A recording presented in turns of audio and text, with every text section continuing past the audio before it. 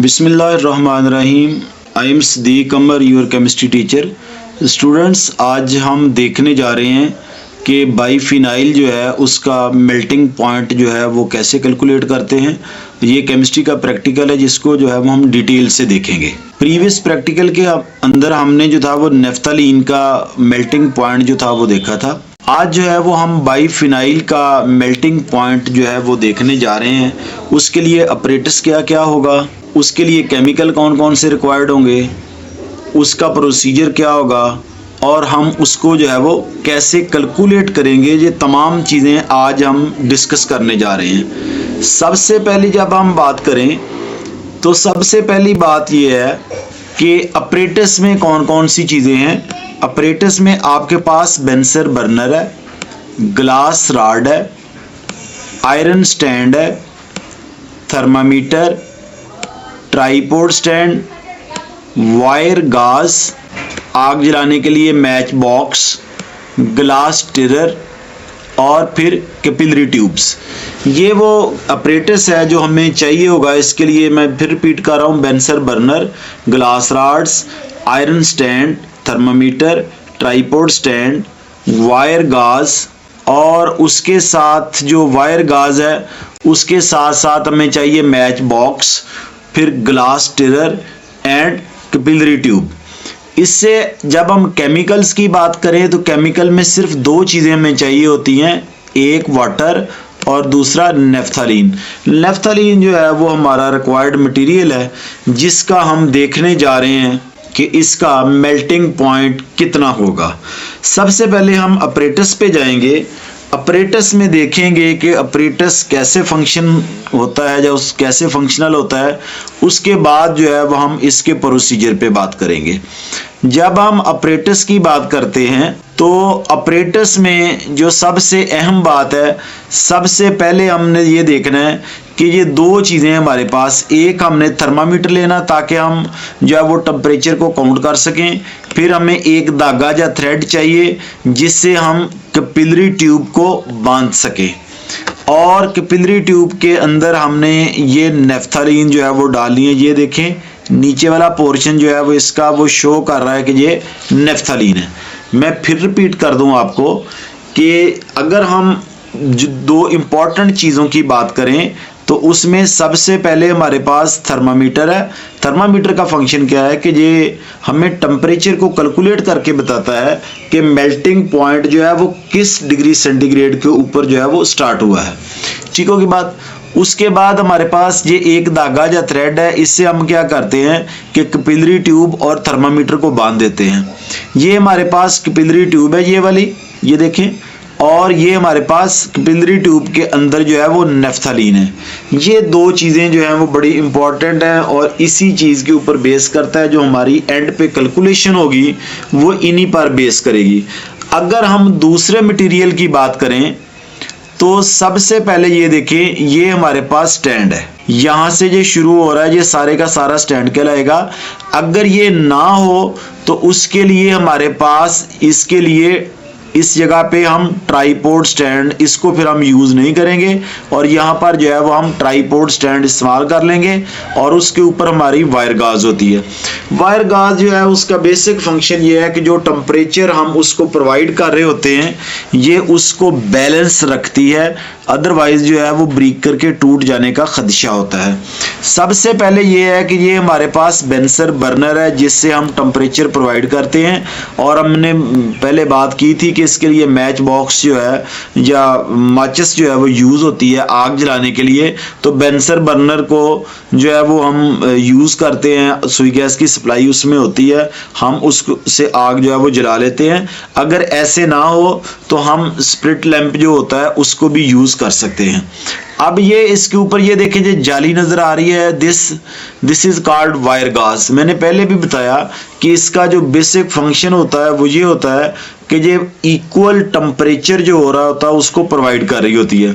उसके बाद 250 centimetre cube का जो है वो हमारे पास जो 250 सेंटीमीटर जो है हमारे पास ये बीकर है, इसमें जो है वो हम पानी डालते हैं।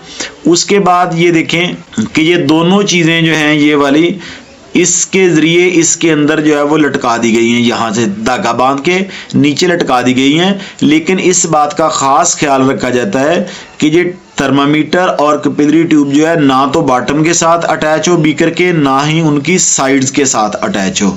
जैसे ये बताया पहले, ये हमारे पास कैपिलरी ट्यूब है, ये स्टिरर है। स्टिरर का मतलब होता है कि पानी को हिलाने वाली या उसको मूव करने वाली। स्टिरर का फंक्शन बेसिकली ये होता है कि उससे हम पानी को हिलाते रहते हैं ताकि इक्वल हीट जो है वो प्रोवाइड हो। ये देखिए दो चीज़ें यहाँ पर बड़ी इंपॉर्टेंट है, एक स्टिरर है और एक वायर गाज है। हम क्या करते हैं, जब इसको एनर्जी प्रोवाइड करते हैं तो स्टिरर के ज़रिए उसको कंटिन्यूसली जो होते हैं वो हिला रहे होते हैं। ये देखिए कैपिलरी ट्यूब को यहाँ से मेंशन कर दिया, ये आपके पास थर्मामीटर है और ये आपके पास ओवरऑल स्टैंड है। फिर बताता चलूँ कि यहाँ से धागा बांध के यहाँ से और बाद में ऊपर स्टैंड के साथ जो है वो ये देखिए इसको ऐसे लटकाया हुआ है यहाँ पे, ठीक होगी बात। ये देखिए इसको ऐसे जो है वो नीचे लटकाया हुआ है यहाँ से धागा बांध के। ये इसका जो है वो ऑपरेटस है, इसको जो है वो हम 1 बाय 1 जो है वो अभी डिस्कस भी करते हैं। ये देखें, ये हम इसके प्रोसीजर की तरफ जा रहे हैं। सबसे पहले का काम जो है वो क्या है कि सबसे पहले हमने 3 सेंटीमीटर लॉन्ग जो है वो कैपिलरी ट्यूब लेनी है और उसका एक एंड जो है वो हमने उसको सील कर देना है। इसको अगर हम हीट अप करें तो ये फिर भी एक साइड से सील हो जाता है। उसके बाद क्या करना है कि हमने 1 सेंटीमीटर कैपिलरी ट्यूब के अंदर बाइफिनाइल पाउडर जो है उसको हमने डाल देना है। मैं फिर बता रहा हूँ, हम कैपिलरी ट्यूब लेंगे 3 सेंटीमीटर लंबी और उसके अंदर 1 सेंटीमीटर तक जो है बाइफिनाइल पाउडर जो है वो उसको ऐड कर देंगे। उसके बाद क्या करेंगे कि ये जो हमारी कैपिलरी ट्यूब है, जैसे हमने पीछे भी बात की, हम उसको थर्मामीटर जो है उसके साथ हम बांध देंगे। किसके साथ?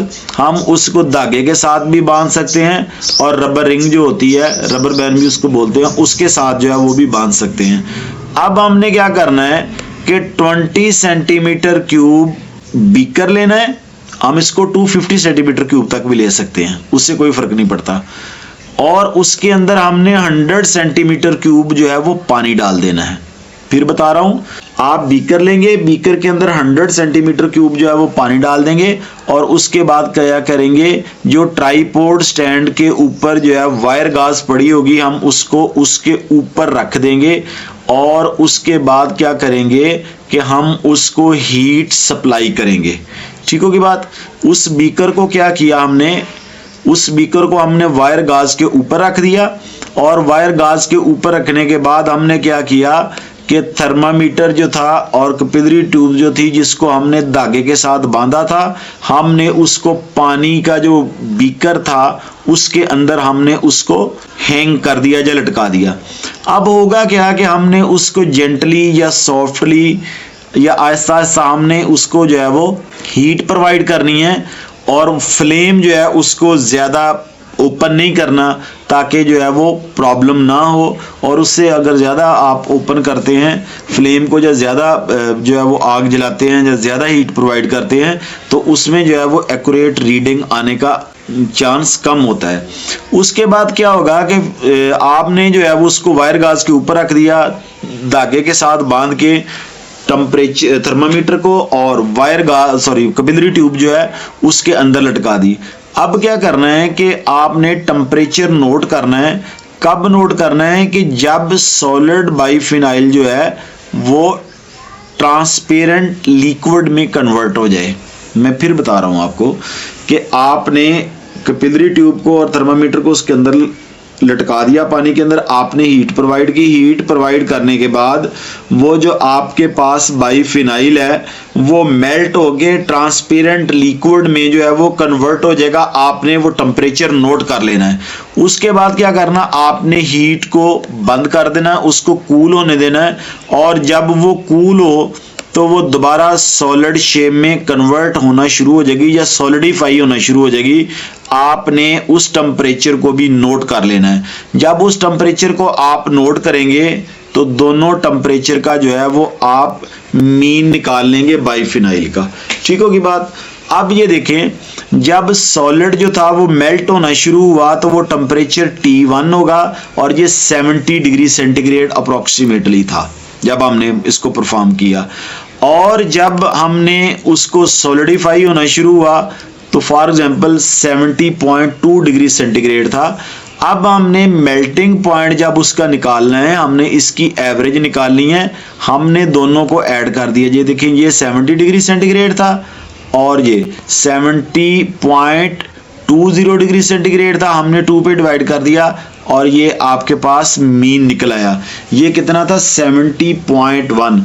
ये अप्रोक्सीमेटली जो है वो बाइफिनाइल का जो है वो टेम्परेचर है। ठीक है, ये गलत लिखा गया, ये नेफ्थलीन नहीं है बल्कि यहाँ पर बाइफिनाइल है, चूंकि हम बाइफिनाइल का निकाल रहे हैं। ये स्टूडेंट्स जो है वो एक प्रैक्टिकल है, इसको हमने देख लेना है। ये उसकी जो है वो हमने बात की है। ये देखें, बाइफिनाइल वाला ये प्रैक्टिकल है, ऊपर वाला ये वाला, ये देखें। उसमें अभी हम देखेंगे determine the melting point of the given compound biphenyl. इसकी जो है वो क्या है, डिस्ट्रीब्यूशन ऑफ मार्क्स क्या है, ये देखें मेल्टिंग पॉइंट और बॉइलिंग पॉइंट वाले की। सबसे पहले आपने आउटलाइन या प्रोसीजर लिखना है, ये 5 मार्क्स का है, ये 20 मिनट के अंदर लिखना होता है। उसके बाद आपने इसकी लेबल डायग्राम बनानी है, 2 मार्क्स की है। ऑपरेटर सेट करके दिखाना एग्जामिनर को, 2 मार्क्स का है। आपने ऑब्जर्वेशन को रिकॉर्ड करना, मेल्टिंग पॉइंट T1 और T2 को रिकॉर्ड करना है और 2 पे डिवाइड करना है, ये भी उसका है। उसके बाद आपने जब फाइनल रिजल्ट बनाना है तो वो 2 मार्क्स का है।